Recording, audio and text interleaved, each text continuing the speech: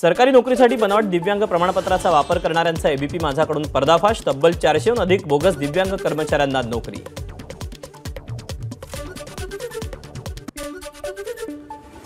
ABP माझाच्या बातमीनंतर bogus दिव्यांग प्रमाणपत्राप्रकरणी वडेट्टीवारांकडून सखोल चौकशीची मागणी। बेजबाबदार मंत्र्यांचा भरणा, वडेट्टीवारांचा तानाजी सावंतांना टोला।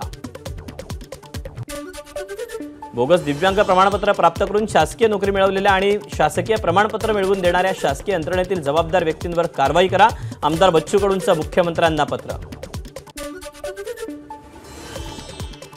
बोगस दिव्यांग प्रमाणपत्राचा वापर करून अधिकारी झालेल्या उमेदवारांवर कारवाई व्हायला हवी। विरोधी पक्षनेते अंबादास दानवेंची मागणी। राज्याचे नवनियुक्त राज्यपाल सीपी राधाकृष्णन यांची ठाकरे गटाच्या शिष्टमंडळानं भेट घेतली। त्यावेळी विरोधी पक्षनेते अंबादास दानवे, आमदार सचिन अहिर, सुनील शिंदे आणि अन्य नेत्यांची उपस्थिती। स्वाभिमान गमावल्याचे सोपे उदाहरण म्हणजे उद्धव ठाकरे। भाजपचे प्रवक्ते केशव उपाध्यायांची उद्धव ठाकरेंवर टीका।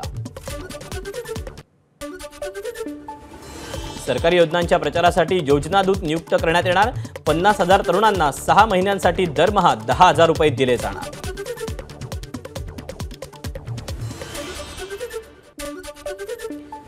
भाजपच्या पश्चिम महाराष्ट्रातील आमदारांची आज बैठक। आज रात्री 8 वाजता उपमुख्यमंत्री देवेंद्र फडणवीस यांच्या सागर बंगल्यावर बैठकीचं आयोजन।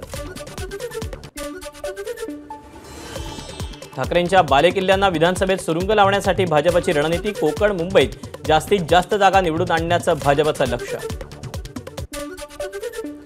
नितेश राणेंच्या नावे माझगाव दंडाधिकाऱ्यांचं अजामीनपात्र वॉरंट। संजय राऊतांनी दाखल केलेल्या अब्रुनुकसानीच्या प्रकरणात समन्स बजावून देखील नितेश राणे वारंवार अनुपस्थित।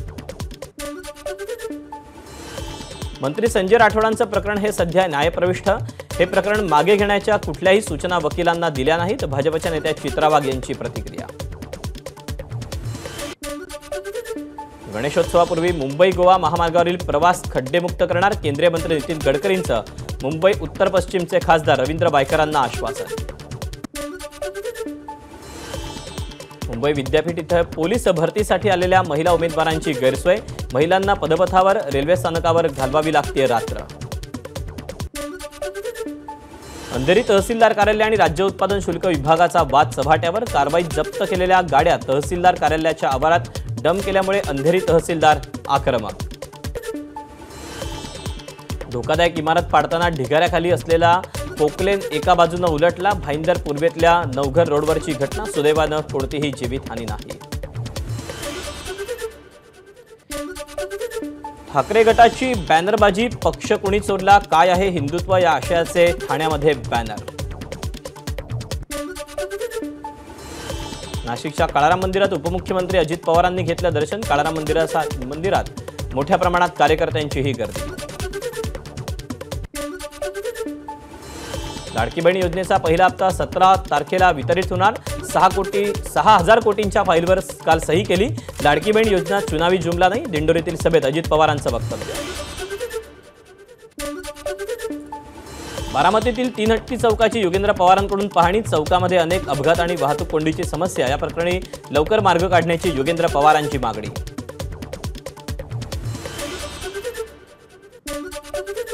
हिंगोलीमध्ये मनसे अध्यक्ष राज ठाकरेंचं जंगी स्वागत। शिवरायांचा पुतळा परिसरामध्ये राज ठाकरेंवर 4 जेसीबींमधून फुलांची उधळण।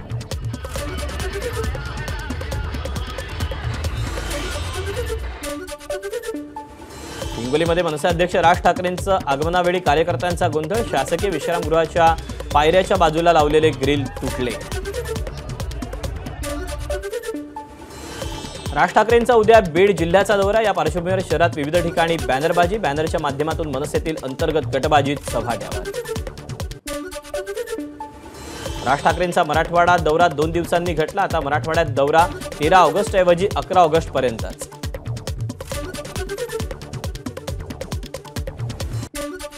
सांगली मिरजमध्ये मनोज जरांगेंकडून शिवरायांच्या पुतळ्याला अभिवादन। सांगलीतील विश्रामबाग चौकातून राम मंदिर चौकापर्यंत पदयात्रा। शांतता रॅलीत दगडफेक करण्याचं षडयंत्र फडणवीसांच्या लोकांकडून रचलं जाते। जरांगेंचा गंभीर आरोप। आमदार बच्चू कडू यांच्याकडून ई-रिक्षा देणाऱ्याला मारलं। अंध अपंग व्यक्तींना उदरनिर्वाहासाठी दिलेल्या रिक्षा पहिल्याच दिवशी बंद पडल्या। या सगळ्या रिक्षा घेऊन अंध दिव्यांग व्यक्ती बच्चू कडू यांच्याकडे आले होते। उद्या छत्रपती संभाजीनगरमध्ये प्रहारचा आक्रोश मोर्चाला परवानगी नाकारली तरीही बच्चू कडू लक्षवेधी मोर्चा काढण्याच्या भूमिकेवर ठाम.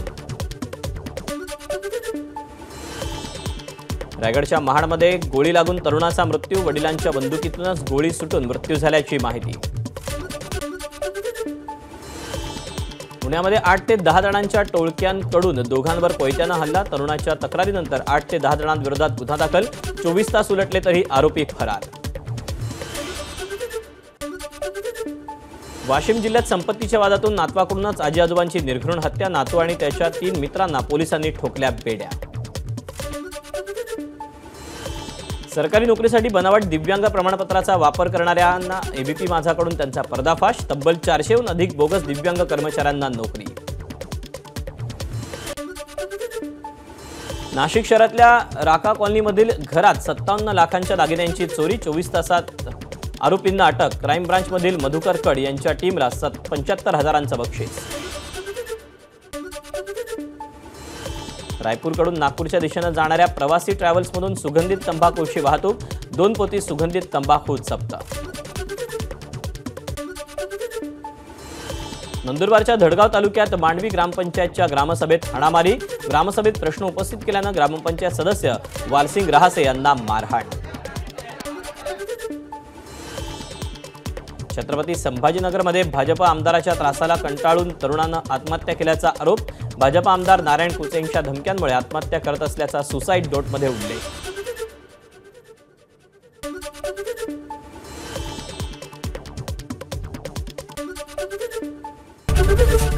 एबीपी माझा, उघडा डोळे बघा नीट.